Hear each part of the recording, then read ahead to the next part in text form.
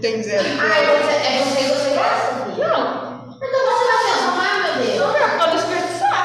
Você pode colocar, velho. Pode tomar. Não, vai tomar.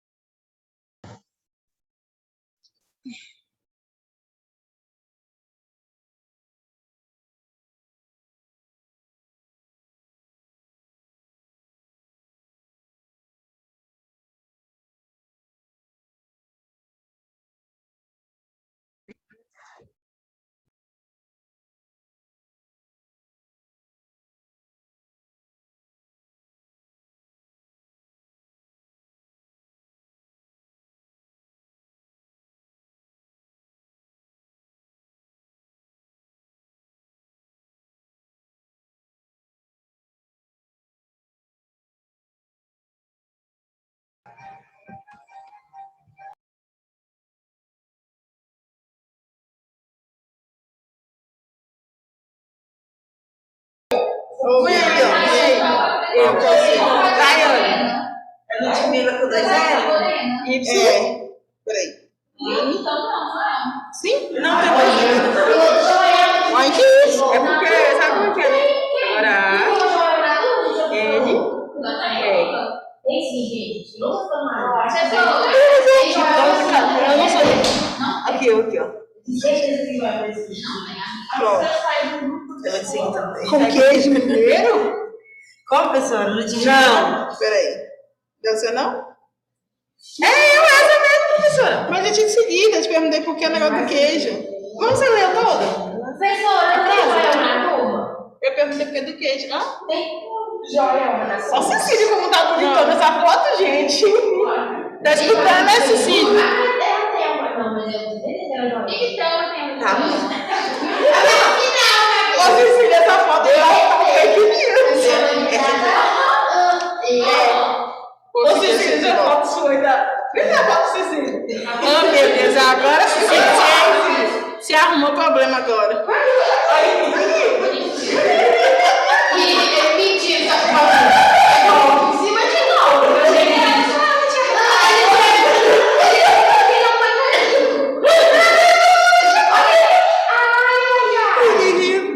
As meninas estão passando a foto, é fake news, Cecília. Não de mim, não. Eu achei que ela só não tinha reparado. Não. Os interessantes na turma. Nossa, olha ali na foto, minha filha, mó. Ele falou que é pra esperar aí, que a gente vai falar com vocês, espera aí. Agora eu vi, ué. Ah lá, ele colocou o Instagram dele, ó.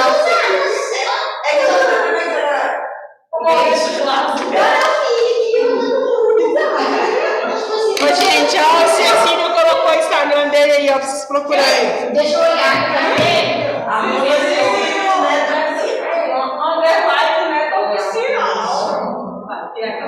Deixa eu colocar o meu aqui, que as minhas tá registrando não. É que eu demorei a responder, gente, que as minhas estavam pedindo meu Instagram. Deixa eu pôr aqui.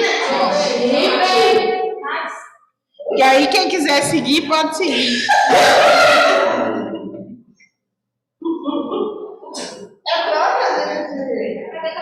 Pronto, esse aí é meu Instagram, tá? E vocês podem seguir, quem quiser.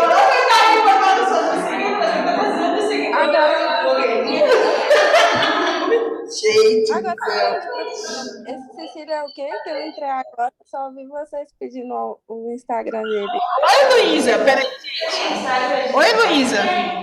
Ele é aluno também? É o da praia aqui? É, o da praia. É aqui, né? Ele é o gol magia, viu? Oh, meu Deus. Tá escutando, né, Cecília?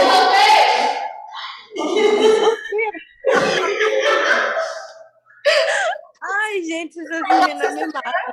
Agora as meninas querem saber até se você tá solteiro, meu filho. Não, eu não quero fazer agora pro meu conteúdo, porque senão eu não vou nem investir, né, gente? Pergunta pro pessoal, pergunta. Não, gente, depois vocês perguntam aí. Ele falou que tá na dúvida. Agora, gente, de fazer com ele, que vão voltar pra aula. Eu tô brincando que na vida eu tô casando.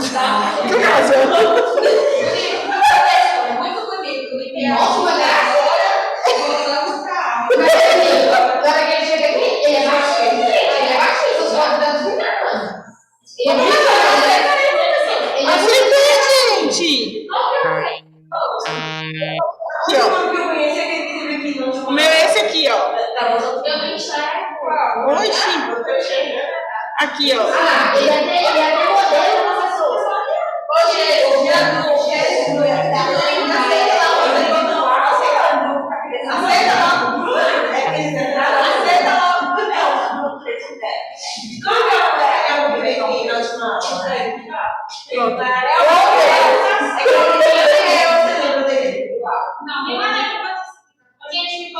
Deixa eu ler aqui. Vem aqui, ó. A Carol, hoje eu não me segui, você tem, Carol? É com 2 L? É, com você.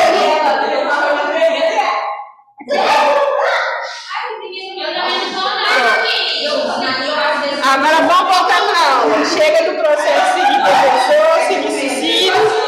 Vamos voltar para a aula. Oi, gente, eu acho que eu tenho que compartilhar o negócio rápido. Ô, Juliana, você entrou foi agora, né?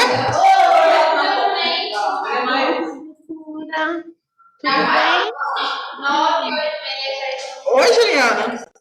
Eu consegui entrar agora, professora. Tá, eu vou colocar a presença para você aqui, tá? Tá bom, obrigada, viu? De nada. Tem mais alguém que entrou depois e não ganhou presença?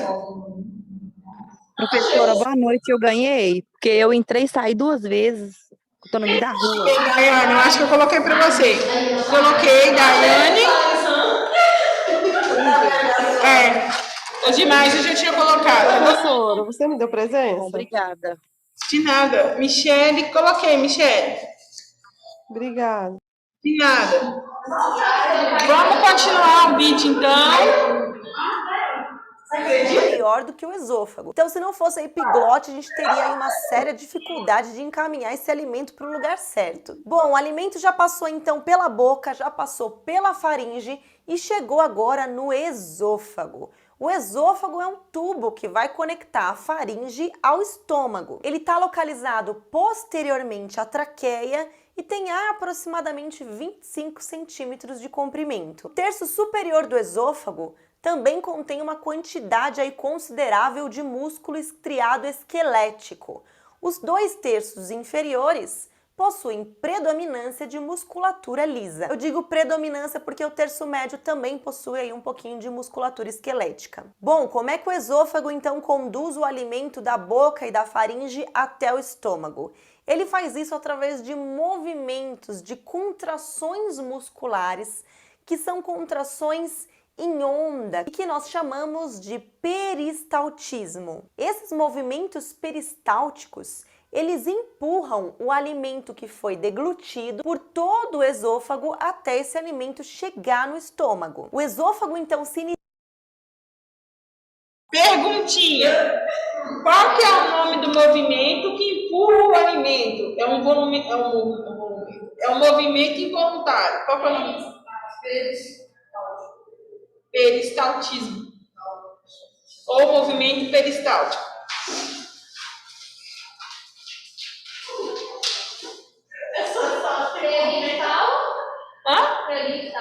Peristaltismo ou...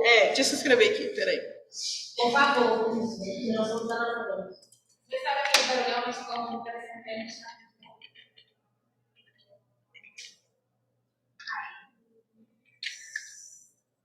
Cadê?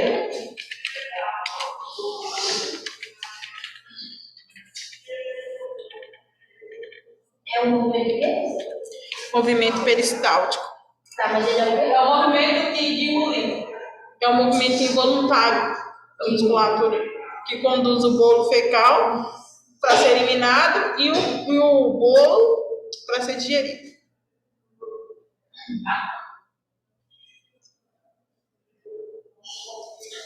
Falando nada. Vocês estão em casa, conseguiram copiar aqui? É o movimento involuntário da digestão, é isso? Isso. Sim. Tá, vou apagar aqui para a gente continuar.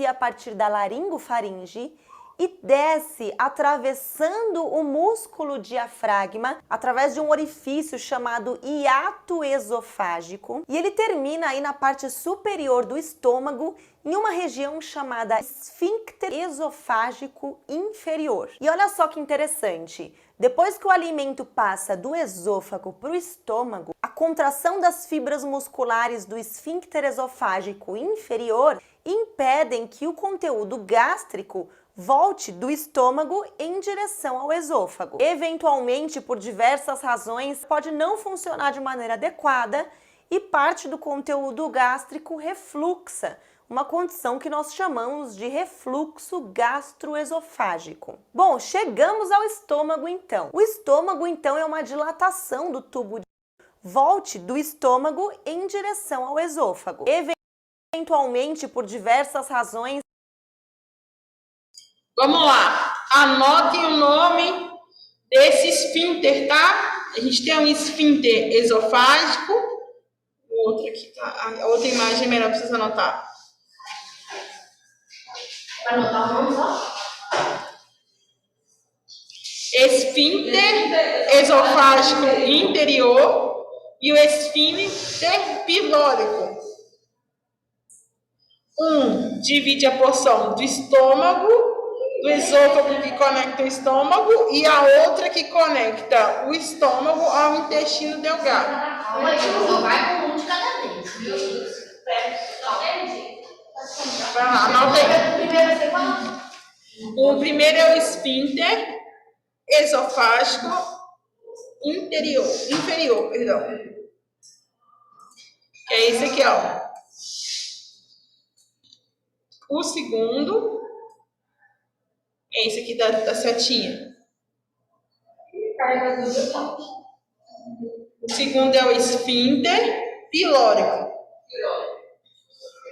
Esse é pra quê? O inferior é quê? Vamos lá, vamos por partes. Bom, o esfíncter pilórico. Esse região? Pilórico. Não, ela falou o nome do coladão. Da primeira vez eu falo. Vamos lá.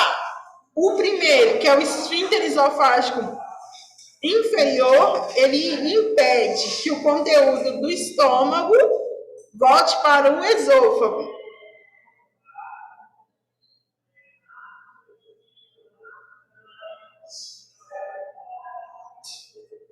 Repetindo, o primeiro esfíncter, que é o esofágico inferior, ele se fecha, impedindo que o conteúdo gástrico ou que está no estômago volte para o esôfago.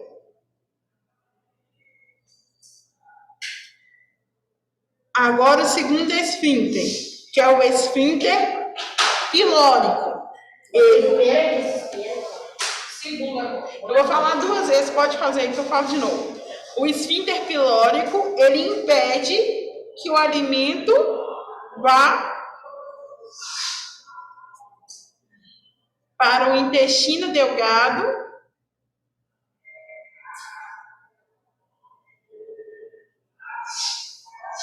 antes de ser digerido.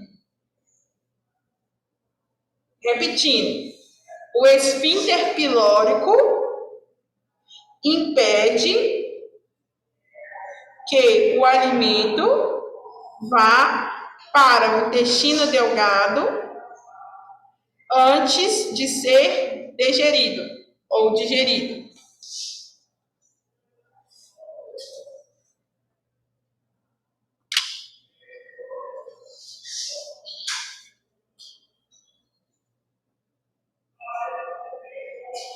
Por que tem que ter esses dois esfíncteres? Primeiro, tá demais. Por que tem que ter? De acordo com Autopapu. Aí, até o Google responder você. Você perguntou por que, até o Google tem que te responder. Cruz, credo. Fica calado aí, eu até tirar de perto de mim. Falando sozinho, cruz, credo. Professora Renita. Tá, eu vou falar. Pega a máscara do demônio. Será? Ó, gente. Mulher. Ó, vamos lá. Tem que ter esse esfíncter porque se o alimento chega e desce e vai direto para o intestino delgado, não vai ter absorção. que a gente precisa do suco gástrico para fazer a quebra e deixar somente os componentes que podem ser digeridos. Quais que são? Carboidrato, proteína, a glicose que vai vir da gordura, tá? Então, assim, ele vai quebrar as cadeias até que fique mais fácil ter a sua absorção. É claro que tem uma parte que termina de ser digerida no intestino delgado, que é a absorção de água e alguns nutrientes. Aí ele faz o principal, né? Limpa. Ele faz o principal. Só mandar pro Ele prepara para ser peneira. Isso. Ele deixa em pequenos pedaços, digamos assim, para ficar mais fácil a captação, tá? Então vamos continuar aqui.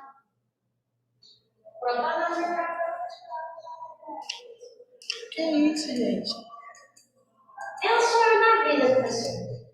O alimento passa do esôfago para o estômago, a contração das fibras musculares do esfíncter esofágico inferior impedem que o conteúdo gástrico volte do estômago em direção ao esôfago. Eventualmente, por diversas razões, pode não funcionar de maneira adequada e parte do conteúdo gástrico refluxa, uma condição que nós chamamos de refluxo gastroesofágico. Bom, chegamos ao estômago então. O estômago então é uma dilatação do tubo digestivo e que está localizado na região superior esquerda aí da cavidade abdominal. Ele se localiza imediatamente abaixo do músculo diafragma e é ele que recebe o alimento vindo do esôfago, como eu acabei de falar, e depois encaminha esse alimento para o duodeno, que é a primeira porção do intestino delgado. Quando o estômago está vazio, aí internamente a gente consegue visualizar a presença de diversas pregas aí na sua túnica mucosa. Essas pregas são chamadas de pregas gástricas. A superfície da túnica mucosa do estômago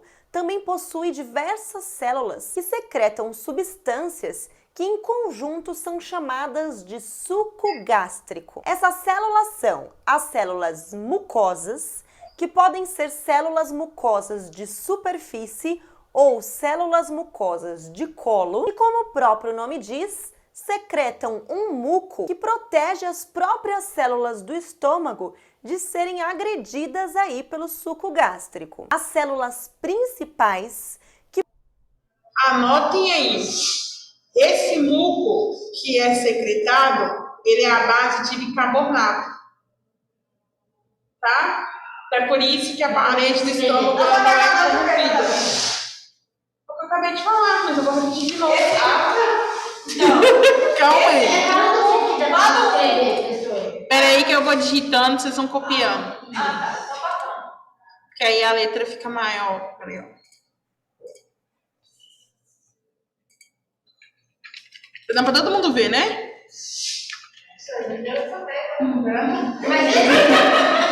Professor, mas esse muco qual? Eu vou começar a caminhar. Calma. Você conseguiu ver esse, professor? Calma. Bem, gente.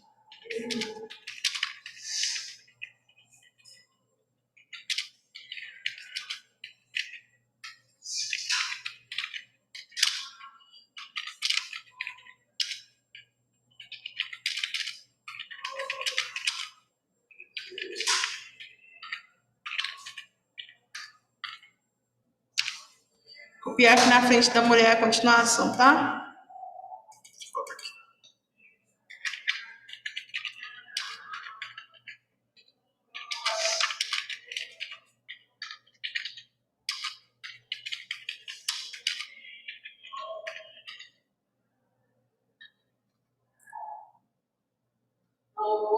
Peraí. Peraí.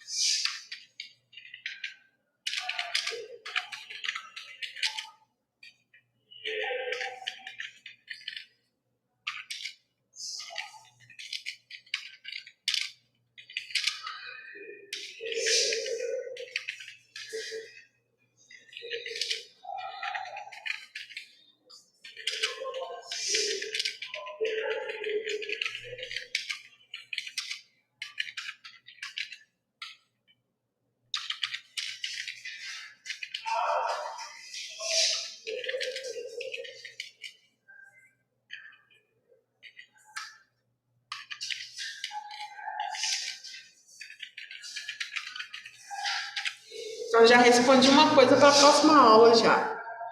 Aí eu vou perguntar a vocês na aula que tá na próxima aula. A gente vai falar de gastrite.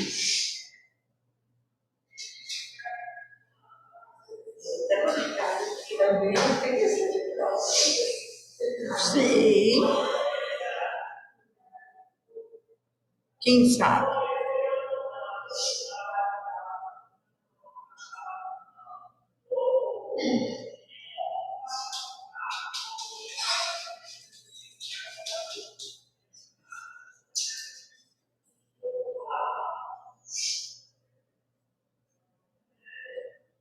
A letra assim ficou boa para todo mundo chegar, não ficou? Olá, ó.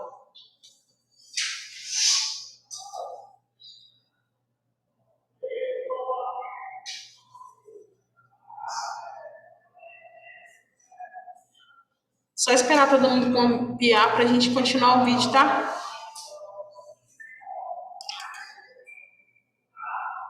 TTO significa tratamento. Quem não sabe? Todo mundo copiou TTO e ninguém nem perguntou o que era, né? TTO é tratamento. Chegou dando. Tratamento. Hã? Tratamento. É. Vocês verem TTO significa tratamento. O remédio que é análise não dá o condão. É o omeprazol, né? Não, é. Pantoprazol? É tipo uma.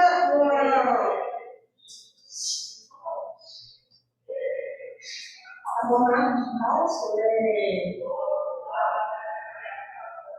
Porque tem omeprazol, pantoprazol, todos que terminam com zol é com base de bicarbonato. Aí eu tomo depois do almoço. Consumido é. Depois do almoço? Todo dia eu tomo. Não é pra gastrite. Então não é pra gastrite, Não é pra não. gastrite, não, porque todo mundo pra gastrite. Pra gastrite tem que ser antes do almoço, né? Ah, tá. Com base de bicarbonato. Você não lembra o nome do remédio? Carbonato de cálcio. Mas ele não é pra gastrite, não. Quer ver? Carbonato de cálcio é. Eu acho que ele é para os ossos. É, mas não só necessariamente para os ossos que o carbonato de cálcio pode ser usado. Porque ele é tipo como se fosse efervescente, não é? Ou não? Não. Ele é uma cápsula normal. É porque tem o carbonato de cálcio também como se fosse efervescente. Você coloca na água e toma. Eu também nunca vi, não. Por que quando vai fazer isso assim, algum exame de Eu não pede quando eu ressaca. Põe na água, faz. Não, mas não é sorrisão, não. Quando voltar para o Como é que é, Ana? quando eu já vou jogar no intestinal, não vou mais o medicamento, não sou obrigatório, Porque ele maqueia o problema. O que acontece? A gente vai aprofundar mais quando a gente falar da gastrite. Mas o paciente, quando ele está tendo úlcera gástrica ou está tendo algum comprometimento relacionado à gastrite, é porque o pH do estômago, né, do suco gástrico, está mais ácido que o normal. Então ele começa a corroer essa parede de proteção. Então aí que dá um problema que é a gastrite. Começa a dar ulcerações no estômago. Então quando o paciente faz uso do omeprazol, do pantoprazol, tudo que terminar com zol, é para isso. Para aumentar a proteção da parede. Aumentar a proteção da mucosa.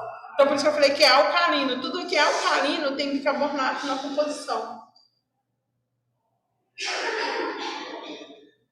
gente vai falar mais quando a gente for estudar a gastrite, a úlcera gástrica, tem várias coisas para estudar. O quê? Não. Eles vão te falar isso por causa daquele aspecto dela meio leitoso, né? Você já viu o caldo da batata na meio leitoso? Mas ó. Tem gente que fala de tomar caldo de batata, a da batata. Mas nunca ouvi falar. É empírico, né? Aquela questão. É empírico. Cientificamente nunca ouvi falar nada relacionado à água da batata, não.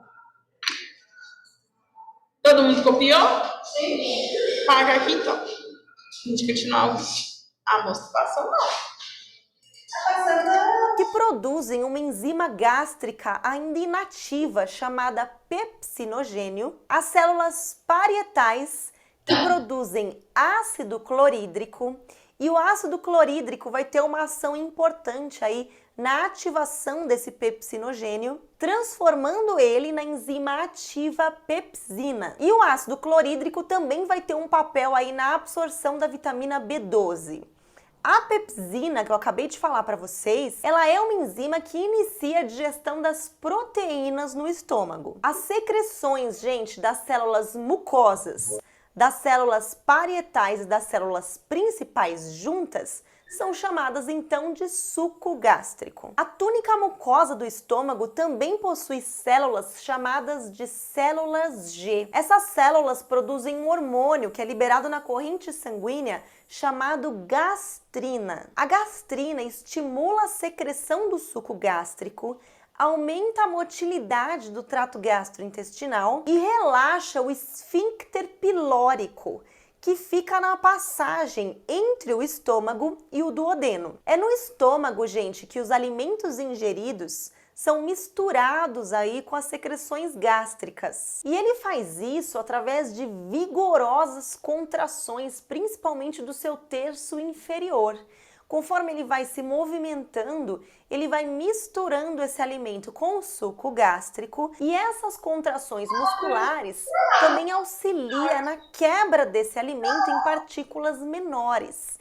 É o que eu comentei na aula passada com vocês a respeito da digestão química e da digestão mecânica. A digestão química, ela está associada a essa ação das enzimas aí que quebram quimicamente as moléculas do alimento. Já a digestão mecânica está relacionada a essas contrações musculares que ajudam então a quebrar o alimento em partículas menores. Essa quebra e mistura do alimento com o suco gástrico transforma o alimento em um líquido chamado quimo. O quimo então precisa passar do estômago para o duodeno. E como eu comentei com vocês, entre o estômago e o duodeno, no final ali do estômago, existe uma região chamada esfíncter pilórico ou piloro. O piloro controla a passagem do quimo do estômago para o duodeno, que geralmente é feita de forma gradativa. Revisando então, a nossa cavidade bucal possui estruturas que auxiliam no processo digestivo. Essas estruturas são os dentes que trituram o alimento, a língua que movimenta o alimento, participa do processo de deglutição e é responsável pelo nosso paladar, e as glândulas salivares, que produzem saliva, que além de umidificar o alimento, também possui uma enzima chamada amilase salivar. A amilase salivar começa a digestão dos amidos já na cavidade bucal. As glândulas salivares são as parótidas, as sublinguais e as submandibulares. A faringe é um tubo muscular que vai encaminhar o alimento da boca até o esôfago, participando aí do processo de deglutição. O esôfago é um tubo que conecta a faringe ao estômago e, através dos seus movimentos peristálticos, ele empurra o bolo alimentar até o estômago. A contração das fibras musculares do esfíncter esofágico inferior impede o refluxo do conteúdo gástrico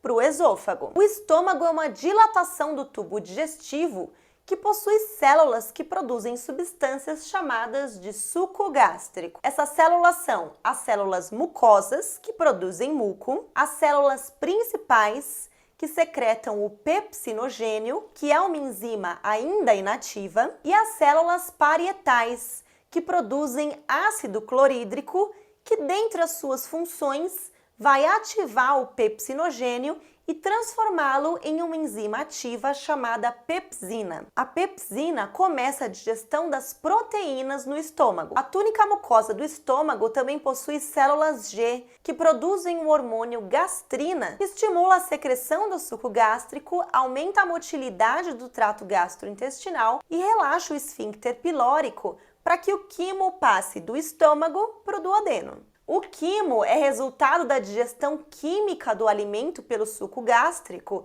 e da digestão mecânica pelas contrações vigorosas do estômago. Se você gostou dessa aula, não esquece de dar um joinha. Então vamos para a próxima parte, só tem mais uma parte.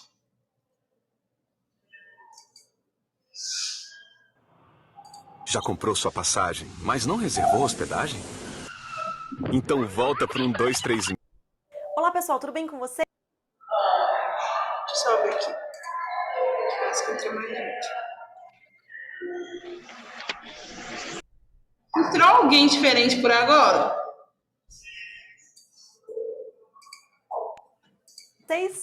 A aula de hoje é sobre o trato gastrointestinal inferior.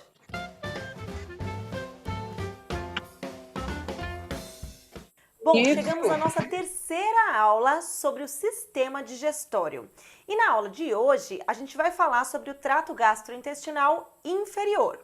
Essas aulas são sequenciais, então se você não assistiu ainda a primeira e a segunda aula, clica no link aqui em cima, assiste primeiro essas aulas para você entender essa daqui.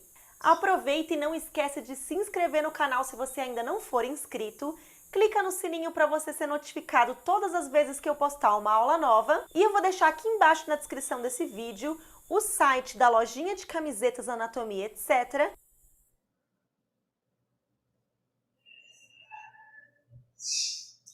Não. A gente vai estudar sobre essa bactéria também, mas não é por causa disso, não. E também o link do site Anatomia, etc., onde você vai poder ter acesso a conteúdos exclusivos. Bom, na aula passada, então, nós falamos a respeito do trato gastrointestinal superior. Falamos da boca, da faringe, do esôfago e do estômago. E na aula de hoje, nós vamos falar sobre o intestino delgado e o intestino grosso. Vamos começar com o intestino delgado, então. Então, qual que faz parte do trato gastrointestinal inferior? Intestino delgado e intestino grosso. Tá? Então, tudo que ela falar aqui é sobre os dois, tá? O intestino delgado, gente, ele mede cerca aí de 2,5 centímetros de diâmetro e ele é um tubo comprido que pode medir até 3 metros de comprimento.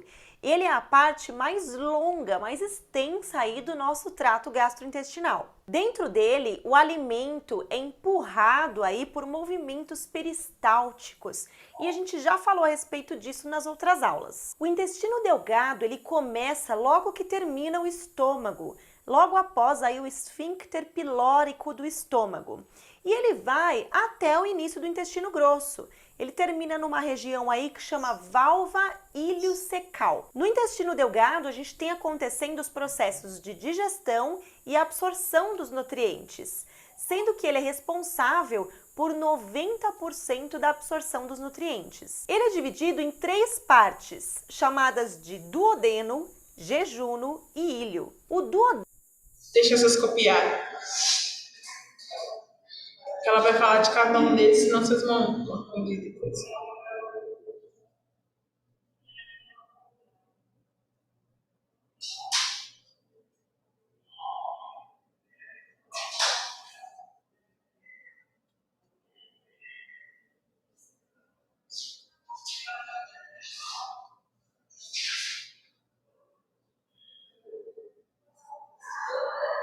É duodeno, jejum, boca outra? Íleo, aqui embaixo, ó. I com acento L-E-O. Você me compõe o delgado? Isso. É que ele é dividido em 3 partes. Sabe?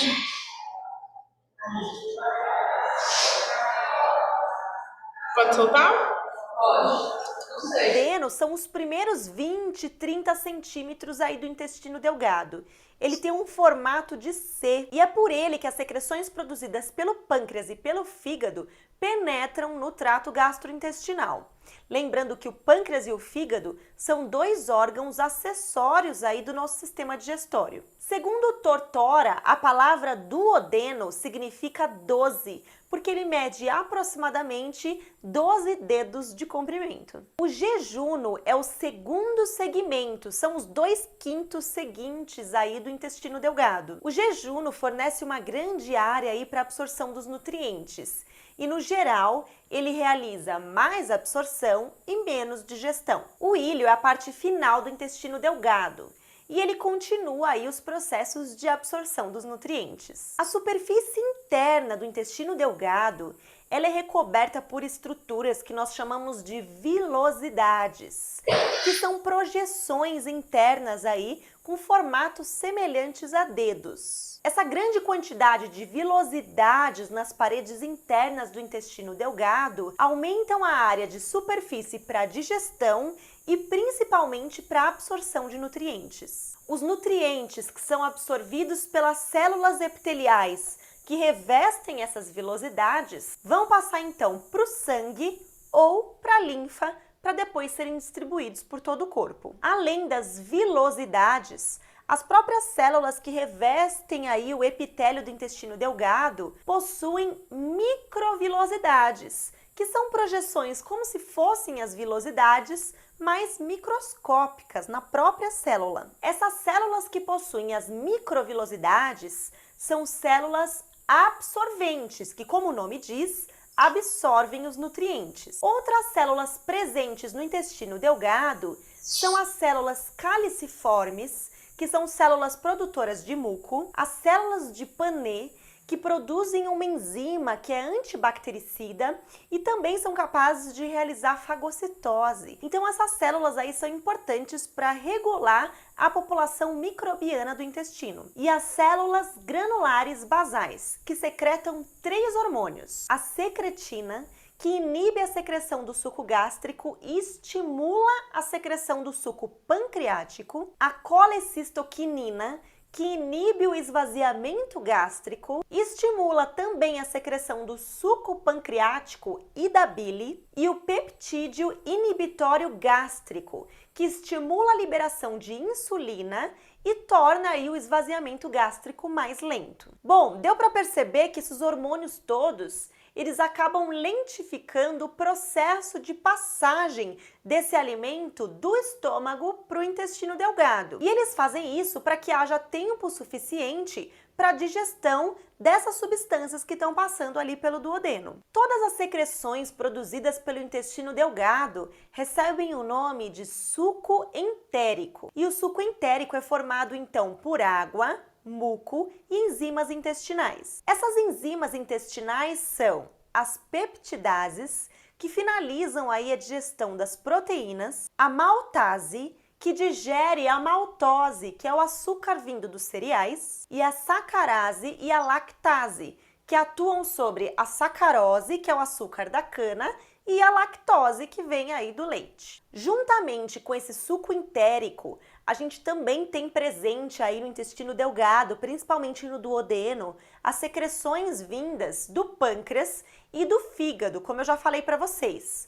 Mas a gente vai falar um pouco mais sobre os órgãos acessórios do sistema digestório na próxima aula. Chegamos então no intestino grosso, que é a última parte do trato gastrointestinal. O intestino grosso mede cerca de 6,5 centímetros aí de diâmetro, por isso que ele é chamado de grosso, porque o diâmetro dele é maior do que o do intestino delgado, mas ele não é tão comprido, ele chega a cerca de 1,5 metro de comprimento. O intestino grosso se estende do íleo, que é a parte final aí do intestino delgado, até o ânus. E ele é dividido em 4 partes: o seco, o... Deixa vocês anotar. Vai desenhar esse vídeo na bola, né? Vai desenhar o intestino? Como foi o desenho?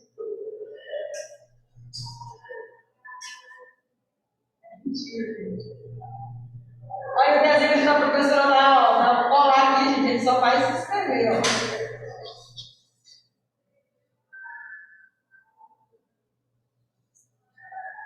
O link vai cair, gente. Pode entrar de novo no que está lá no grupo para a próxima parte, tá?